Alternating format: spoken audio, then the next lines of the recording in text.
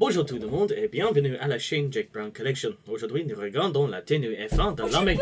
Oh merde. Nous regardons la tenue F1 de l'armée française et nous commençons avec... This froggy rubbish. No.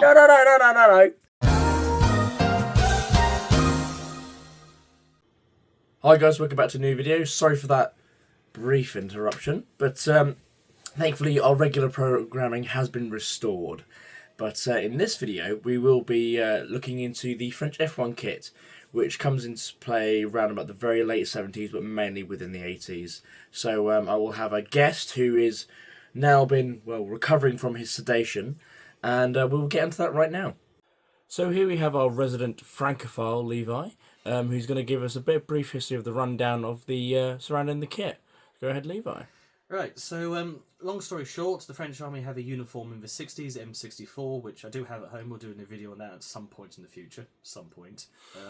Basically, the crisis of the 70s, the French Army wants to cheapen things up. So that leads to the thinner material of this uniform and this uniform coming out. At the same time, however, the French Army is also modernising. Bit of a weird contradiction right there. And they've introduced a new set of webbing, a new rifle that's being introduced as well. So this F1 kit, the date that comes about is, well, the date that's shown around is 1978. Of course, there's obviously a bit of a leeway before kit is from kit being accepted to kit being introduced and actually being seen on a common basis. But you're looking at basically the definitive French Army's look for the 1980s with this stuff. Cool, fantastic. Okay, so going over the basic uniform of the French F1 here so far, so you have, well, first of all, the rather stereotypical for the French casquette bigarde, the French Army cap. This is an early one, so it doesn't have the weird tail to come down and protect the neck. This one's dated 1989. Yep, this is the kind of cap you're going for, and I don't know how well it shows up on camera, but it's got that sort of shiny, thinner material to it, so when it comes to visually identifying things, that's sort of what you're after. Keeping the cap to the side because it covers a few things. You've got the F1 jacket with your name tape here, my name francophoned onto it. 2 zip pockets, which actually are quite nicely sized for what you have to do to get in and out of with the webbing, which we'll show a little bit later. You've got 2 waist pockets as well down here with the buttons to, well, pop studs, I suppose, to access stuff. There is a slight problem with that, though, in that you do see the French troops wearing the jackets similar to British smocks in that they sort of roll and tuck them under a bit. So these pockets over the years sort of become redundant because you can't really use them for their intended purpose, and that goes on to F2, but that's a different story. It's a simple jacket, so you've got buttons, if I can just get one there. Buttons up front with a small bit of Velcro, or hook and loop rather, down there. Underneath it, we've got the French Army Norgi, which I see coming into use in the 1980s as well. This particular one's a 2000 one. It was just easier for me to get at the time, and there's not much difference from there's a slight quality difference, but it's minimal. Moving on from that as well, we've also got the Model 78 belt. This is the standard issue belt, which became you wear it with the uniform and it would form part of the webbing system at the same time. If you want to do this kit, for the 80s, you need the metal buckles with the hooks. If you go to plastic, that's the 1990s, so if you're going to go plastic, you can't go earlier than that. Other than that, on this particular one here, whilst I've got it, and I will just take the belt off. It took me a while to find it, but that is the French Army holster for this period. This would be, I believe it's a Mac P50. Good luck trying to find a French deactivated pistol. I've been looking, I can't find one that's affordable. So I suppose we'll cut there and then we'll move on to the trousers and the boots. And here we have the French Army boots, commonly referred to as BM65, Bottes Militaires 65. Fairly generic French boots for the time. They love the Ranger style, copied over from the Americans. So you've got lacing up to about ankle height, and then you have this wraparound period. And quite commonly with the trousers, sometimes they tuck them in, but quite commonly, because you'll see the trousers later, you would wear them with the elastic sort of over this part, which in some ways seals off the uniform quite nicely from the external elements. No insects trying to get up your leg, that kind of thing. apologies for the dust. I was at a previous event last weekend as of filming. Haven't yet quite cleaned them and polished them, but gives them a little bit of patina, I suppose, for the uniform here. There's the sole for anyone who's interested. Quite comfy boots for what they are, and from what I understand, they're very desirable. So this particular pair did take me quite a while to acquire, especially in my large foot size. Yeah, quite comfortable. I can't really complain about them. The only improvement I would have would be to continue the lacing up past there and have the bow up there, but I wasn't around at the time to put that feedback in. Yeah, fairly comfy. Oh, the only other thing there is there's a slight thing about pebbled leather versus smooth leather. I haven't yet worked out what the exact difference is between the two of them.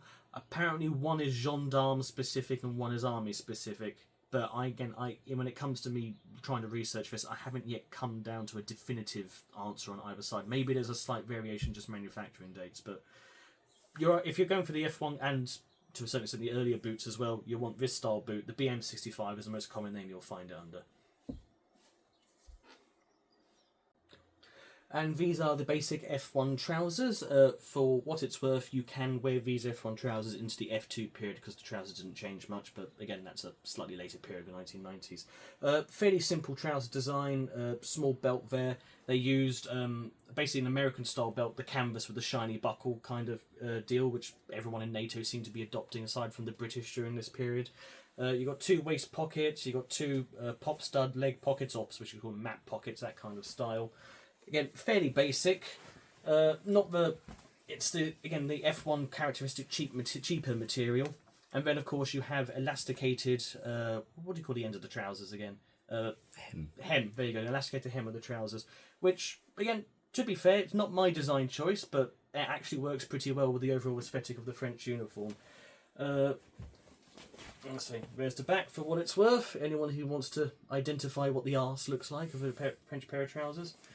And the only other story, I've got a slight funny tale, which I discovered unfortunately last weekend. One of the rumours that I read about the French F1 uniform was that they were extremely tight-fitting, and the joke was you could tell what religion the wearer was. And as I was looking through the pictures of me last weekend, I can confirm that at the right angle and at the right shots, these trousers are extremely revealing of certain aspects of the human body. And yeah, so make sure you get the right size, otherwise it might be a little awkward in some of the pictures. Okay, moving on to the webbing, or brelage being the favourite French term that I've come across. The designation Brelage Model 1978 is the one that comes up so far, but it is impossible to separate this webbing from the weapon system it was designed to come in with. It was very commonly known as Le Brelage FAMAS, which rather obviously we have here. Unfortunately, it is an airsoft version because the real ones are a bloody fortune and rather difficult to get. But this entire concept was the French, small mistake. The French Army is stuck with the S-56 and semi-auto battle rifles. It's sort of akin to like the M1 Grand, M14 in terms of concept. You don't have this like G3 modern style appearance. It's sort of the old style hand grip as opposed to pistol grip rifle, and they had the MAP 49 submachine gun, and that was the main infantry weapon systems throughout pretty much the entirety of the Cold War. And the French were like, okay, we do kind of have to modernise at some point. And similar to the British, they decided to go with a bullpup system. And similar to the SA-80, it also had numerous initial teething problems. And I've heard some hilarious stories about them. But yeah, this entire webbing system was designed to complement the FAMAS. And in particular, that is shown with the magazine pouches being the perfect size for the F1 magazines to fit into. We'll have to take the FAMAS off though in order to get to the rest of the webbing, and we'll do that momentarily. Okay, with the FAMAS safely removed, we now move on to the front facing of the webbing. Starting on this, of course, we've got the Model 78 belt, again with fixtures, the little adjuster straps, etc., and the metal buckles. We have two porte-chargeurs, or magazine pouches, for your FAMAS. Each one contains 3 pockets, so in theory you have 6 magazines plus your one in the rifle. On this side we have the, I actually don't know what the French name for this pouch was, but this is it basically contains your FAMAS cleaning kit. One of the weird things about French webbing is that they maintain that there was a special pouch for the cleaning kits of your weapons. So you do occasionally see on French webbing in this era and the previous eras these little pouches which you're not quite sure what they do, but if you know what you're looking for, you know what they're looking for. We have a nice bandage here to, well, as I've seen in some photographs and was quite common amongst the British forces at the time for quick access. On the note of the bandage, there were first aid kits, I suppose you'd call them first generation IFAC sort of pouches. I don't have the earlier one, but I do have a later one from the 90s which forms part of the F2 kit. One of the things, if you can actually zoom in, or just come up to the camera, you can see the plastic style buckle right there. So that's a giveaway for F2 versus F1. But one of the places I've seen that go is there. It does go elsewhere, but that's in this era. I'm judging it off the 1980s. Keep the first aid kit there. On this side, we have a torch, not always worn, especially since it gets in the way of trying to shoulder your FAMAS. But if you're on a night march, for example, it is to be worn on this side, so when you're walking against traffic, it's obviously on the correct side to shine against any oncoming vehicles. Standard issue NATO torch for the era, 3 different colour arrangements. It's actually not a bad torch for what it's worth, although the annoying thing is that it does knock around a bit, so occasionally I put some tape there to hold it in place. Oh yeah, and whilst we're here on the front as well, before we move around to the side, we have the Model 78 steel helmet, which, as I've mentioned previously to Jake in previous videos, is actually a fairly comfortable helmet. It's got the salad on top of it for extra camouflage. Occasionally you see them with the sort of stereotypical NATO black band or rubber or some sort of thing around the helmet lining, which I am looking into doing. But it's fairly basic steel helmet. Again, 1978 is the date that comes comes on when you do the research for it, and it replaces the previous Model 51 steel helmet, which was basically a French copy of the M1. Right, so we'll move around to the side. Right, on the right-hand side, those of you who know World War II kits might recognise this style thing. It is a freestyle grenade pouch. This particular one is definitely French as opposed to American, but the main inspiration for a lot of the French kit did come from their experience with American webbing from the Second World War. So, quite understandably, you have this kind of stuff. You don't always see them being worn, but it is part of the kit. Up to you if you want to go for it. For me, it was cheap. I decided to put it on the kit anyway because I found it. If you can't find it, no worries. It wasn't worn that often anyway from what I've seen in pictures. One of the things as well, to keep it in place, you have these long tassels. These wrap around your right thigh and you basically tie them off into a bow or something, and it stops it from flapping around as you run along. Other thing to do, if we bring down the sleeve again, I'm doing this as a basic combat kit. So not much in the way of insignia. However, these uniforms were worn in garrison, supposed the equivalent of barracks dress. So you do see on some of them badges and provision 4 badges. And when I say provision 4 badges, sometimes the French would sew hook and loop systems on so they can just attach whatever badge it is from that arm. Sometimes they would also have little fabric loops so you could actually physically hook badges into place. But as basic combat, you don't really need to care about any arm patches, and that seems to be more of a 90s thing anyway from what I've seen in the photographs. Right, I suppose we'll move on to the back. Okay, moving on to the back of the basic layout, we have Le Gourde with the French Army canteen. Quite a large canteen for what it's worth, a lot larger than most of the other canteens at the time. I think in terms of water capacity, it's about the same as a 58-pound water bottle.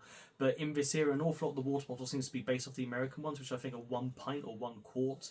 And this is actually quite a bit larger. And I like it for its size because you do get a fair amount of water in it. And I have drunk out of it and not yet died of aluminium poisoning. So for what it's worth, seems to be fairly reliable, although that's only one person's data. One thing again to mention on this, this is, two things to mention actually. This is known as the Model 52.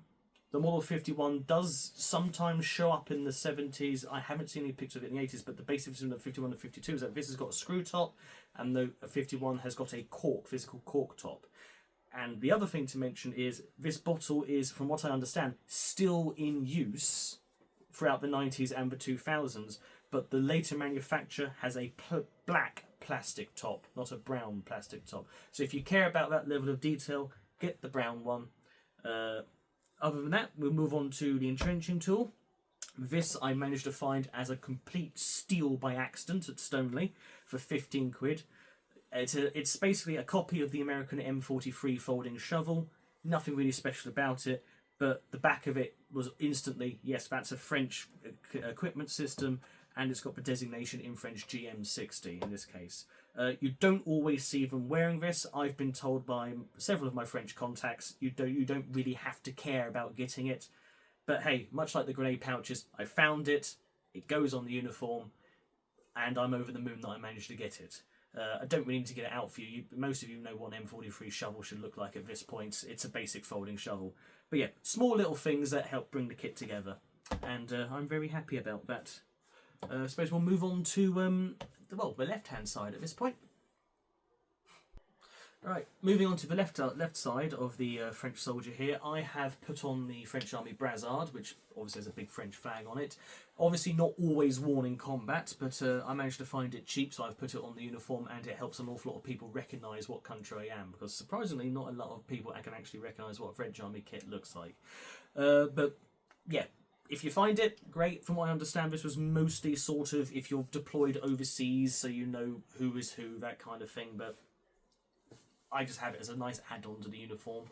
Right, moving that out of the way, I'll just put you under the torch. We now come to two more things on the webbing. This is the AMP-51 from memory French gas mask. It comes into service about 1951. It and the Belgian gas mask are basically identical in this period. If I can get them out of the pocket. Come on. We'll edit this out, I'm sure. Yeah, so much for quick access to the gas mask. I'm dead by this point. Right. There is your basic gas mask, and there is your filter. I've never had to wear it in anger, so I can't comment on how comfy it is or how horrible it is. I hope I would never have to wear it in anger. But that's your basic French gas mask here, and the pouch, the haversack it's in, and the gas mask will suit French kits. Basically until, well, from mid-1950s until the 2000s. They did replace these with a more modern one. You sometimes see them with a smoother nylon, but that gas mask and that haversack will sort your kit for any French kits, basically for the entirety of the Cold War. Now, this is the only other thing. Actually, no. Go back to the gas mask briefly. Much like the grey pouches, you have a strap wraps around your leg, holds it in place, stops it flailing about. A variety of ways that this is worn. Sometimes people wear it here as hooked onto the belt as it is. Some people have it hanging lower, like a sort of drop holster kind of thing, but it's generally always worn on the left-hand side. You have a bit of flexibility within that system, left-hand side. Now, the only other thing, which I'm a bit confused about, I managed to find a mass bayonet. I'm over the moon that I found it. I haven't yet worked out where on the webbing it goes. From my understanding, it would go on the left-hand side, so I've put it here for the moment. But I don't see that many photographs of a mass bayonet in use. So if you find one, great, you're over the moon. If you don't find one, I don't think you have too much to worry about. It seems like the French, with a lot of NATO armies, didn't introduce the bayonet as a standard piece of kit in peacetime. So, if from what we've seen of footage so far, if you want to run around without a bayonet, that seems perfectly fine. But if I can get it out, I can basically show you what the bayonet looks like. Standard blade, not much really to go with there. It's got a slight, I suppose you'd call it, thin profile to it, so there might be a bit of inspiration from the Fairbairn Sykes fighting knife thing, as a few bayonets were of this period. Might also have a little bit of M6 AR-15 in there. But this is basically the bayonet for the previous MAS 49 rifle.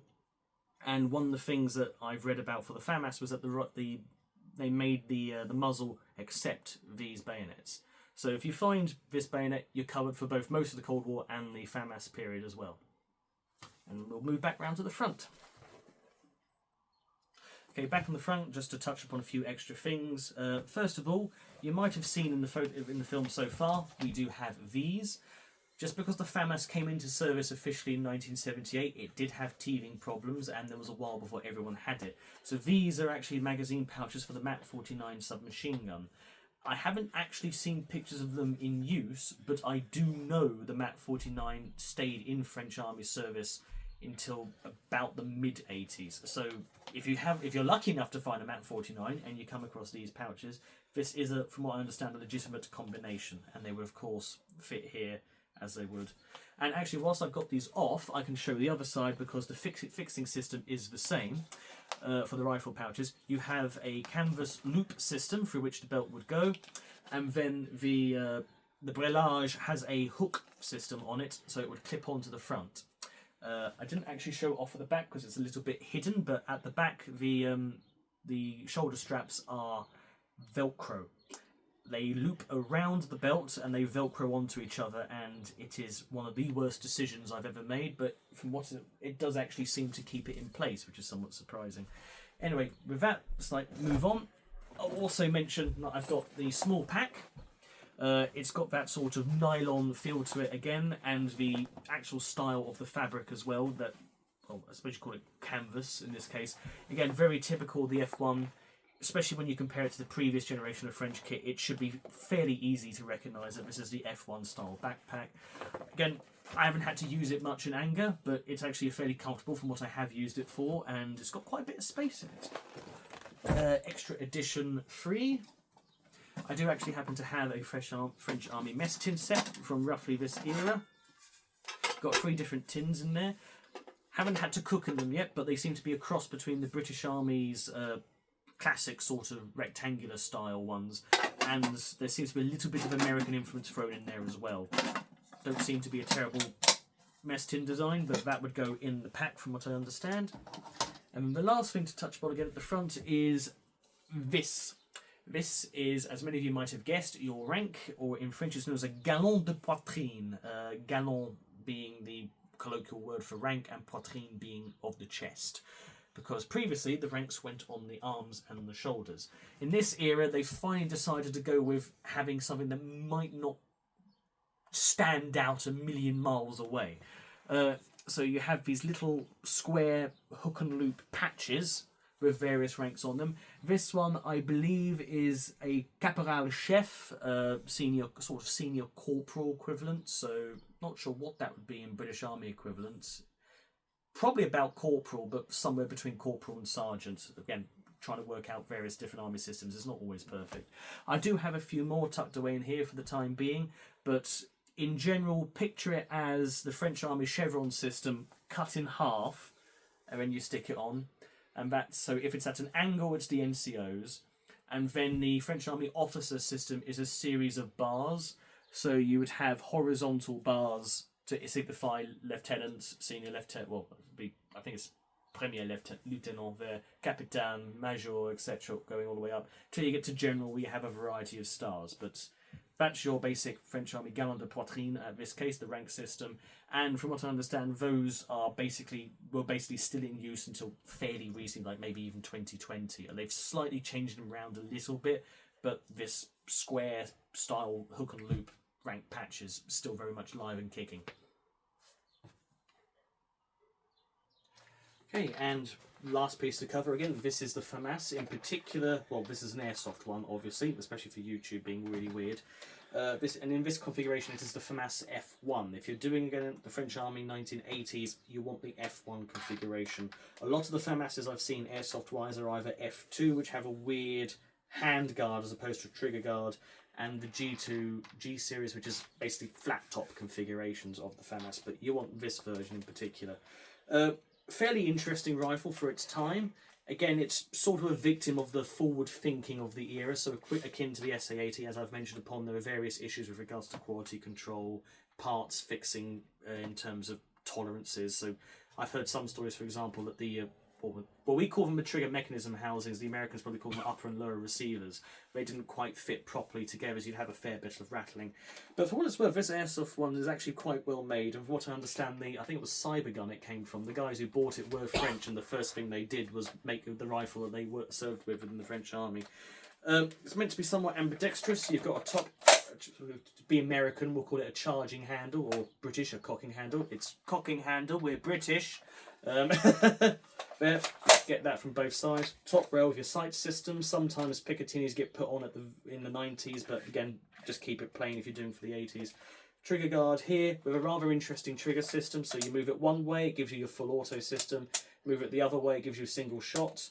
There's a little bit extra to the full auto system. But I'll touch upon that in a bit. Barrel, of course, with rifle grenades. I don't have a rifle grenade, unfortunately. I missed one on Facebook Marketplace a while ago.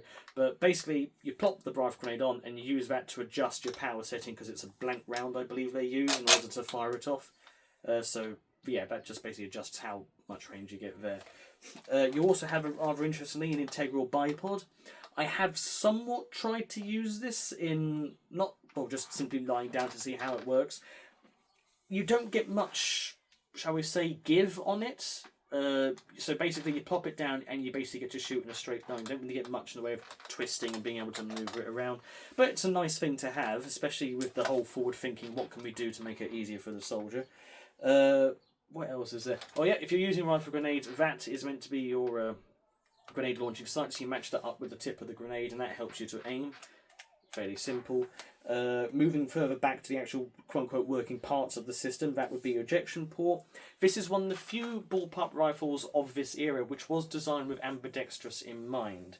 It's not like the SC-80, which was made permanently in left and right versions, and even then we just ended up adopting the right-hand version. With the FAMAS system, from what I understand, you would have to take the thing apart, and you'd basically turn the bolts in the bolt carrier assembly to the other side, because then the ejection moves to the other side. And then you have a basic this piece of plastic here which just covers over the otherwise empty port. So you can actually convert it to left or right use. Another interesting thing about it again is the magazine system, which is actually a rock back as opposed to rock forward. Takes a little bit of getting used to, but when you think about it and you're loading it this way, it actually works out fairly well. So might be a little difficult for some people to get used to, especially if you're used to AKs and M16s, that kind of loading style, but I can't complain too much about it. I mean, it's a different manual of arms to what I'm used to. The other interesting thing there is this switch. This switch it's a fun switch, similar to that. So you put it onto the full auto version with your trigger, and then you move that across and you get the 3-round burst and the full auto. So you get 2 sets of full auto, which I think is, they probably over-engineered it a little bit, but at the same time 3-round burst was something the Americans were really hyping up at the time, so I can understand in the era that being a thing. And yes, I have heard 25 rounds, 3-round burst. Mathematically it doesn't add up. Yes, everyone's mentioned that. It's a bit of idiocy. The last thing to mention with the FAMAS here, or actually second to last rather, is the sling. Somewhat akin to the classic SA-80 style sling, it is a 3-point. Rather interestingly, you have this hook loop at the back, akin to the SA-80, but you have a different system whereby it physically hooks as opposed to goes through a loop onto the pivot for the bipod. And it has a metal clip, so if I pull this really, it now becomes a 1-point sling, which is actually quite nice. I actually like this style sling, and I like it a little bit better than the SA-80 one, but again, this is all sort of the same era. Right, if I just put this back together, there we go. And just whilst I'm here talking about the FAMAS, so I dropped one. These French Army gloves, from what I understand, these were the MBC over gloves, but I've seen several pictures of French Army troops, particularly French Army officers, because hey, officers will be officers, but French Army troops using these as sort of combat gloves. So if you're one of those people who wants a pair of gloves whilst running around with a rifle, French kit, get yourself one of these gloves. They're fairly basic, sort of cheap leather, a little bit of a hook and loop adjuster there, but yeah, it works fairly well, and as far as I'm concerned, for the overall kit, it actually gives it quite a nice aesthetic having some black gloves.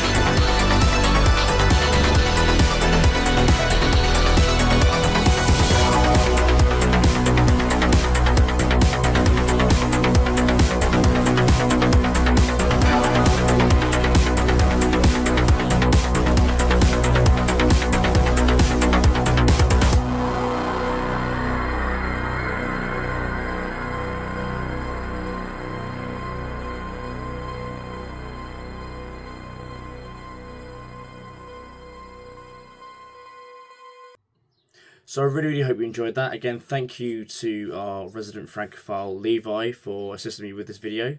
It's been quite interesting, and hopefully we'll be able to do a little bit more going forward, talking possibly about French military, well specifically army doctrine during the Cold War going forward. So I really hope you enjoyed, and if you want to like and subscribe, really appreciate it, and hopefully we can do things a bit more like this in the future. So I really hope you enjoyed, and bye for now.